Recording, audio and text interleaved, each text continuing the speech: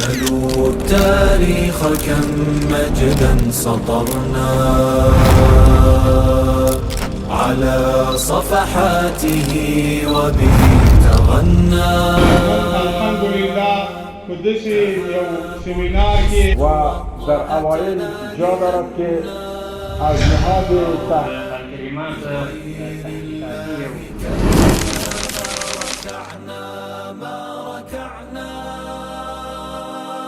دا اوس په اسلامي او غربي او کفري نړۍ کې په زرګونو پوهنتونونه موجود دي، لکن نن یو څو کاله مخکې ما یو مقاله مطالعه کړې وه چې په هغې کې لیکلي وو په ټوله دنیا کې 400 نړیوال پوهنتونونه موجود دي. په دې 400 پوهنتونونو کې د اسلامي نړۍ نه یو پوهنتون چې ازهر پوهنتون ده، باقي 399 پوهنتونونه د غربیانو دي.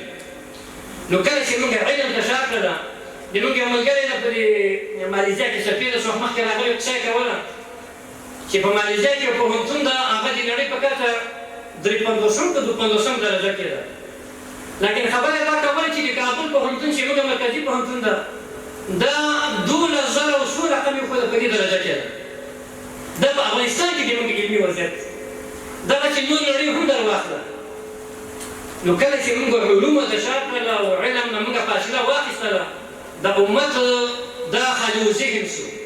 د امت په لاس کې هغه ټوپک چې ده به یې جوړ کړی وای دی یې جوړوی نه شو، هغه کار چې دی د نن سبا ضرورت دی دی یې جوړوی نه شي، هغه طیاره او دغه کمپیوټر او دغه اسباب او وسایل چې د دې نه پرته نن سبا ژوند نه شي کېدلی، دا مسلمان ونه کړل.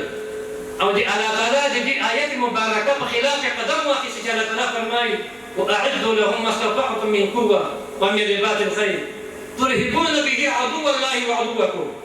الله وایي دا چې اعداد وکړئ، اسلحه جوړه کړئ، اسلحه ځغلول زده کړئ چې تاسې بیا د الله او د الله د رسول دښمن پرې وډار کړئ.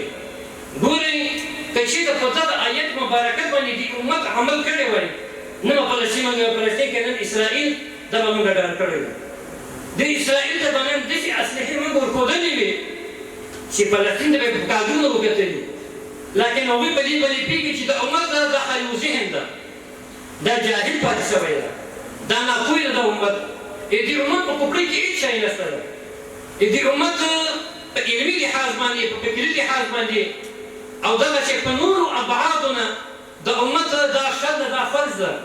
د امت نور د دې ده چې هغوی وایي چې دا راوخله او داسې ټوک ټوک یې کړه، ویې وژنه، شهید یې کړه، بمبار یې کړه او په لاسو کې ولچک او زولنې ور واچوه او زندان پرې خطا کړه، ځکه د امت دا د دې نه ده چې د خپل حق او د خپل حق غوښتنه له موږ څخه وکړي.